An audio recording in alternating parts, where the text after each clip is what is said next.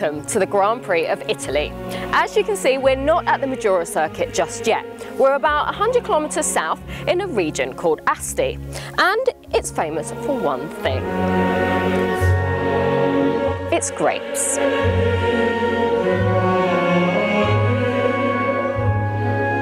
These vineyards are part of the Centero 958 estate, and you will have seen their produce in the hands of all the riders that have so far made the podium this year in MXGP. The races last year gave the Italian fans exactly what they wanted, and that was a win for Antonio Cairoli. If he was to do the same thing this weekend, he'll be putting Max Nagel under severe pressure for the championship lead. The question is, who will be spraying the Centero 958 on the podium this weekend at this, the halfway point of the MXGP World Championship 2015.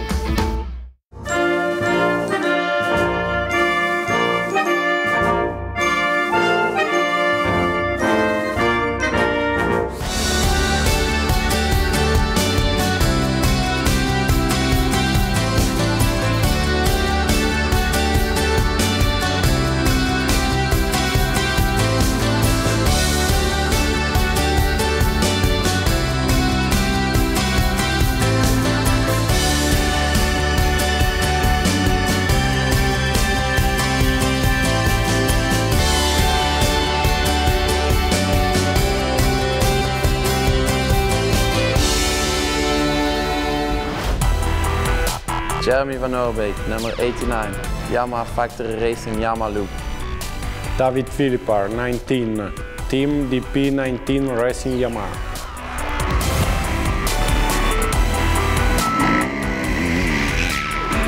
It's about 80 metres down to turn one here in Maggiora, nice and wide, with a wide banked left-hand turn.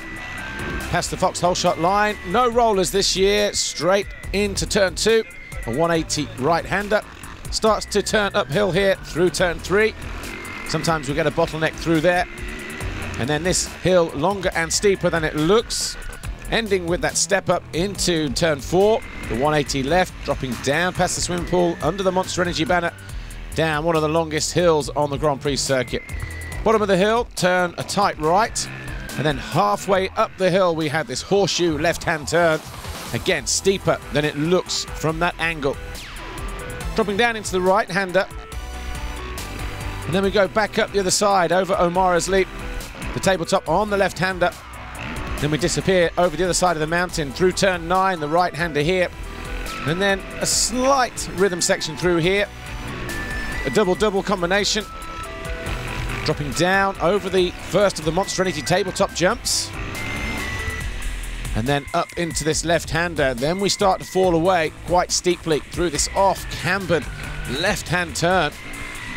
Slight double jump through here. It was pretty fast through there in previous years.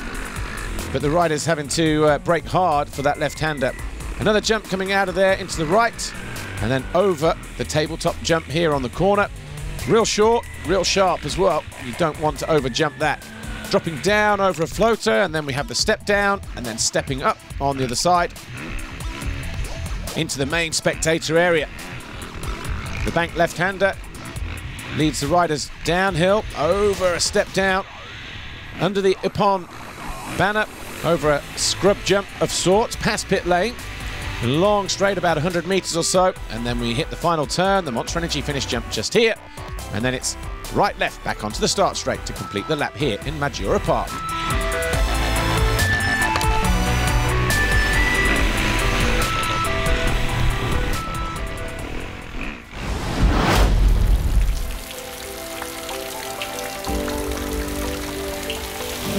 Rain, ridiculous, horrible rain, but that didn't dampen the spirits of the two events held here. The first was the traditional unveiling of the next generation Honda machines.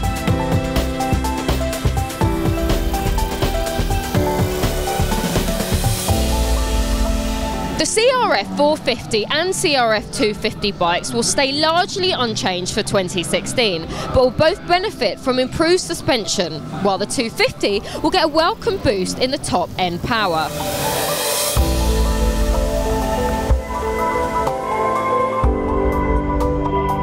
Yamaha, meanwhile, are celebrating their 60th anniversary, and all the riders are racing here, as already seen in the GoPro lap, in iconic yellow and black colours.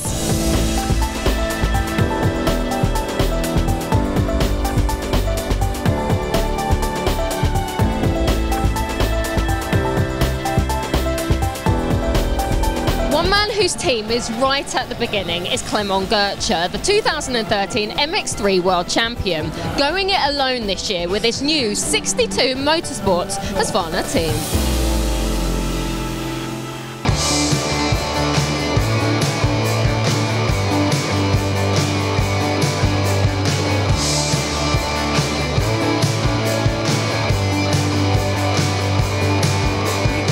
It's different, definitely, than just be a rider. You come there, the structure is already made.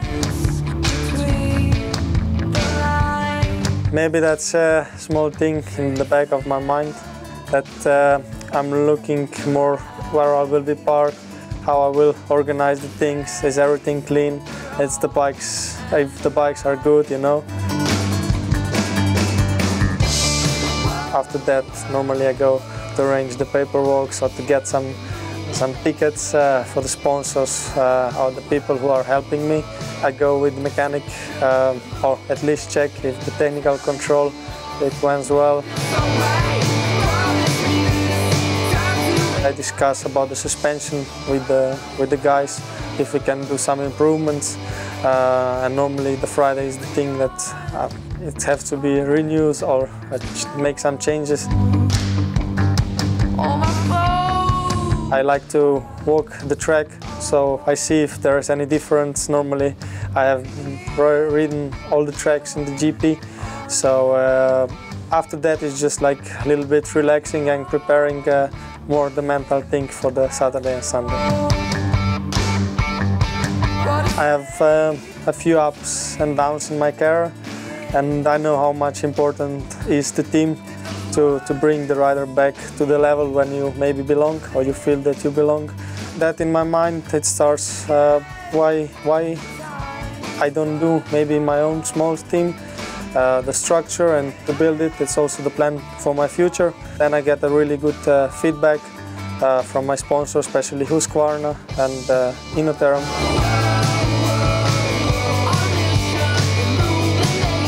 I have my bikes, I have my suspension, all like I want. I have even the handlebars and everything what it suits to me. I have good mechanic. When I put this all facts together, maybe this year I'm putting too much pressure on myself, because I really want to prove what I'm capable of, you know. When I look overall, the best thing is I can do what I want. I can go training where I want. I can choose all the things, and that it feels from the inside like, yeah, it's a perfect thing. When it will work perfectly, I think I can, from one day to another, I can prove so much. Actually, I'm living my dreams.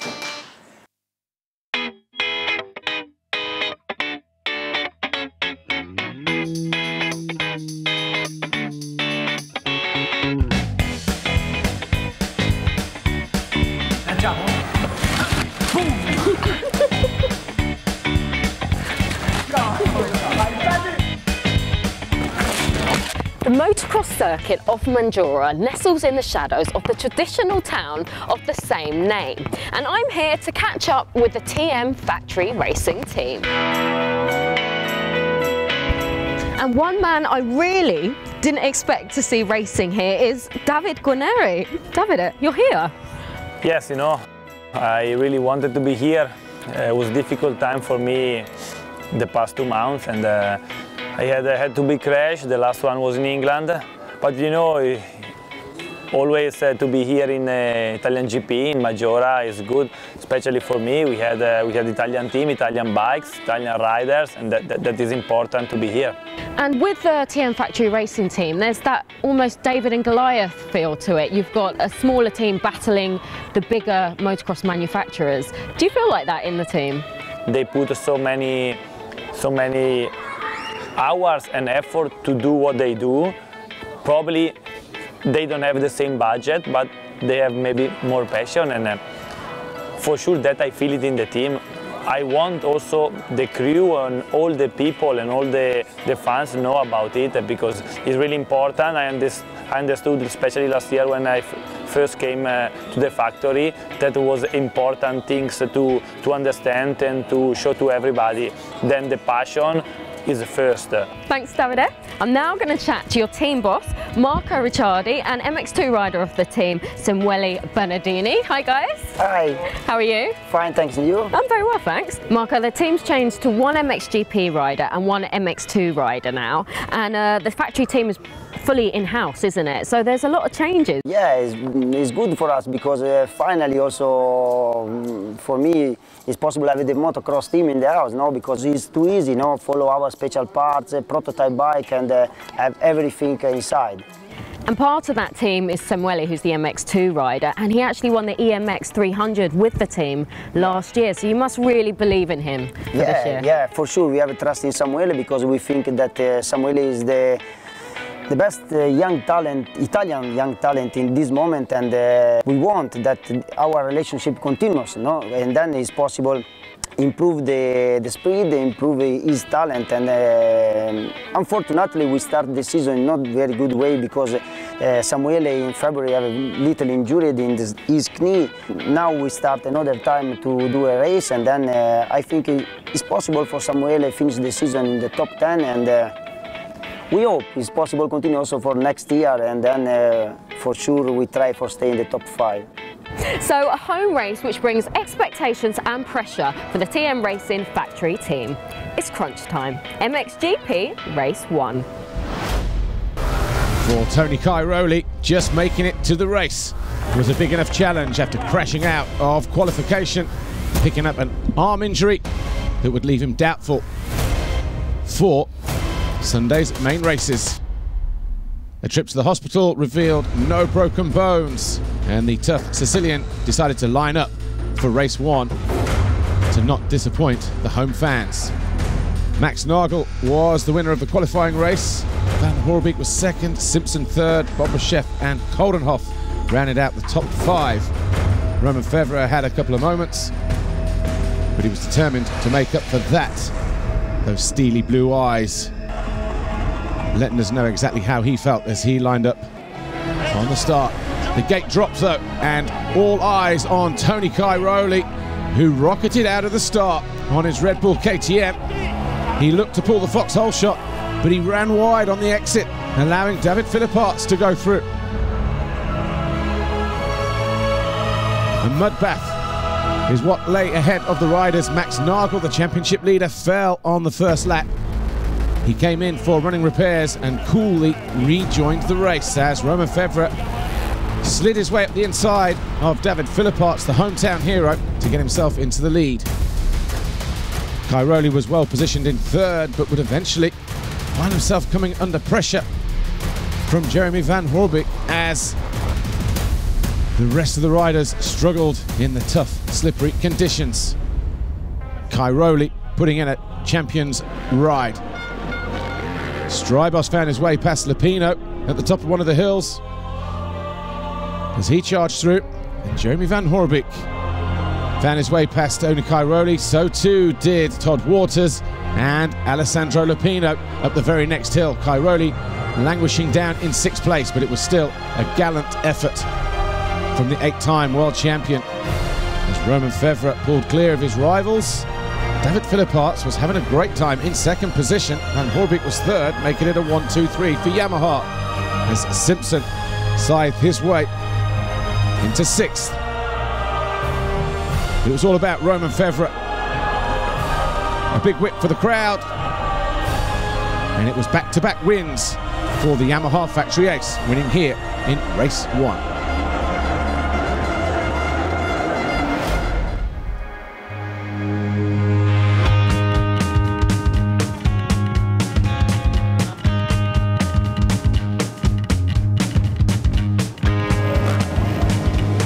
Slightly drier racetrack for the riders in race 2. Max Nagel determined to make up for his loss of points in race number 1 as Van Hoorbeek's Yamaha found itself stuck into the rear wheel of the Honda of Evgeny Bobryshev. Nagel it was who led. Strybos was second as Lupino crashed out to the top of the hill, taking a couple of riders with him in the process. Strybos, though, back from injury, was in second. Orland put himself up into third early on as Romain Febvre was lucky to get away from this one. Crashed out spectacularly. His Yamaha was damaged. Pretty much no handlebars, no front brake. The Frenchman carved his way through the field in pursuit of points and a possible overall Grand Prix victory as Philippart lost 4th place to Todd Waters and then came under attack from Sean Simpson. Cairoli struggling to hang on to his 450 KTM around this Maggiora circuit, riding round just to pick up as many points as possible. He would eventually come home in 18th. As the race went on though, Philippart, who was in a Grand Prix winning position, suddenly got passed by Sean Simpson. And then later on, Romain Febvre, that got him down into 2nd place in the overall Grand Prix classification. But on the final lap, Kevin Strybos made this pass on Max Nagel, not only to take the lead, but to go on and win the race and deny Philippart the overall Grand Prix win. Max Nagel was disappointed not to have won the race, and it was Febvre who won the overall Grand Prix from Strybos and Todd Waters, the Australian, taking his first ever podium in MXGP. But what about Romain Febvre? Back-to-back wins now, winning in France 2 weeks ago and now here in Italy, and he moves to 3rd in the MXGP Championship.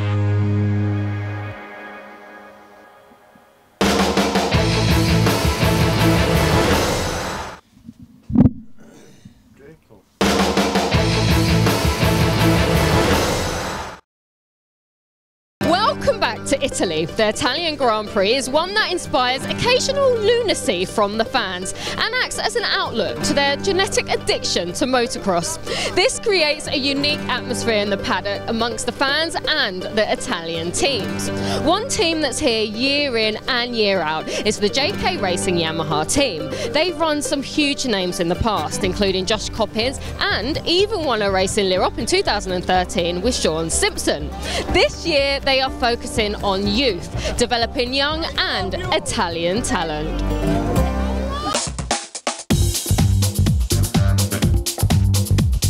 The Italian races normally give us lots of high emotions, but we try to stay calm and to keep the riders calm. We try to be relaxed and have fun this weekend. Even if the weather will not be that good, we'll try to do our best. In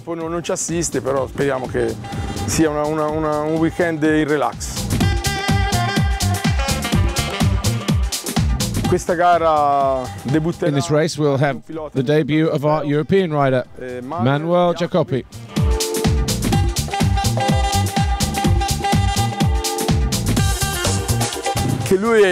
He's very young, and it's the first time for him to compete in an international race, and I hope he'll continue with it.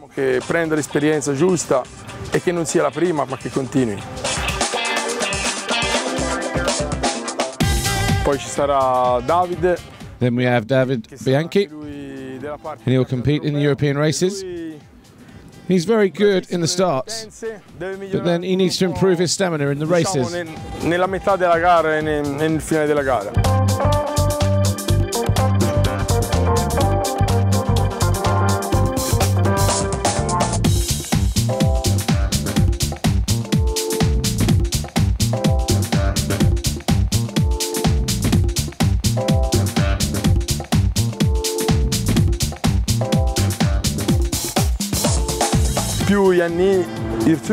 we have Yannis Hirsuti.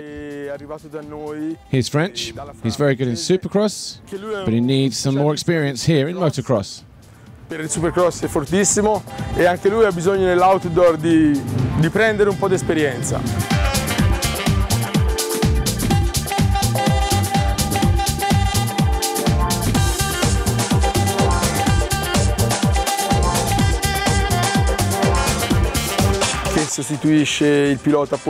He is replacing our rider Paul Coates, who was injured after Thailand, and he should be back in Lockett.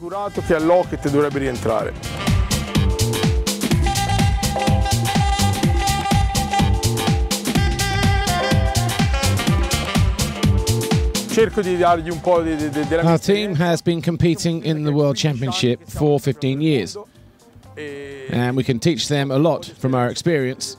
And I hope these guys' careers will take off and they will do great things. E poi si spera che proseguino la carriera nel migliore dei modi.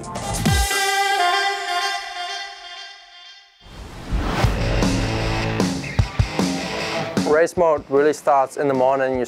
You wake up, you're already hyped up. You feel like today's that day that needs to happen. Even though it's 18 rounds, during the season, every time you wake up on the Sunday morning, it's like, oh, it's race time, it's go time. Sometimes I look at the clock, it's like oh, it's 11:30 right now. In 5 hours, it should be all over, and hopefully we go home safe. But then I'm like, all right, 5 hours to go, we know what's happened and what the result will be and whatsoever. So yeah, it's pretty amazing, that to be a part of this, to be a part of racing, to be a part of winning. And it's hard because so many people have so many expectations from me that I should be winning and dominating. And I'm only human, so it's not possible to always win. But I try to go out every time I'm out at the track. I try to do my best, and that's what I'm trying to do.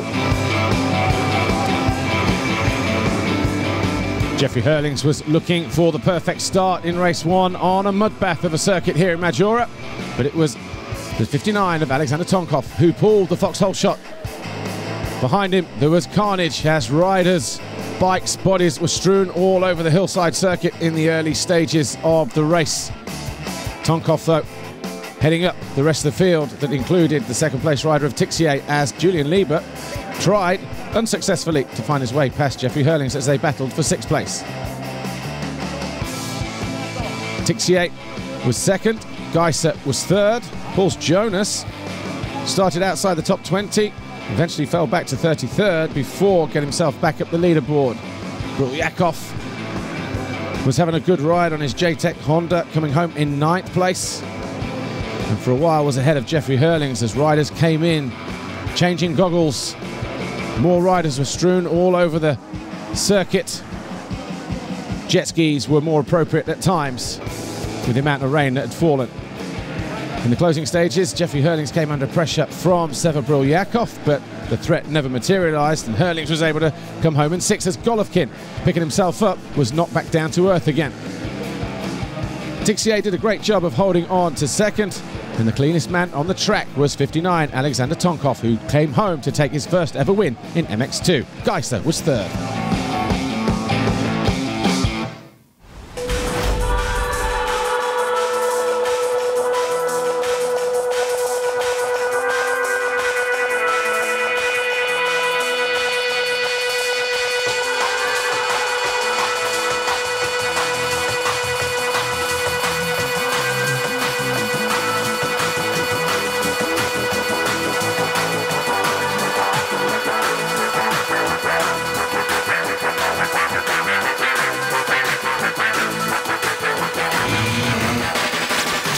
Jordi Tixier tried to go too early as the gate dropped, and he would pay the price as well because he was buried in the mid-pack as he entered turn 1. He got ripped off his bike. Alongside him was the number 92 of Valentin Guillot, and there was carnage once again at turn 1 as Jeffrey Hurlings this time did take the foxhole shot. Behind him was the number 6 of Benoit Pacturel. Paul Jonas was in there as well, but he made a mistake at the top of the hill. Geiser and Pacturel both finding a way through. Geiser getting himself into 2nd with that pass on the number 6. Moment of madness from out of nowhere. Tonkov, who was in a position to win the Grand Prix, launched himself up the inside of Paul Jonas. Both of them went crashing out. As Max Anstey then found himself in the thick of it at the sharp end of the field, making a move on Pacturel to get himself into 4th. He then went after Jeremy Seawer on the Rockstar Energy Suzuki, number 91. They battled over 3rd, but it would be the Swiss rider that would eventually cross the line ahead of the Brit. Hurlings had a comfortable advantage until, on the final lap, he found himself running into back markers. Geiser closed the gap. So too did Seawer, Anstey and Pacturel. Hurlings under pressure on the final lap. But he needn't have bothered because Hurlings did what Hurlings does best. Crossed the line to take victory in race 2, but it was Tim Geiser in 2nd who actually won the overall Grand Prix. Jeremy Seawer was 3rd. And the championship looks like this then. Jeffrey Hurlings extends his lead over Gio and Jonas. But this weekend it was all about Tim Geiser taking his second career victory once more on the Garibaldi Honda. Well, that's it. Next time we'll be in Germany. We hope you can join us then. Bye for now.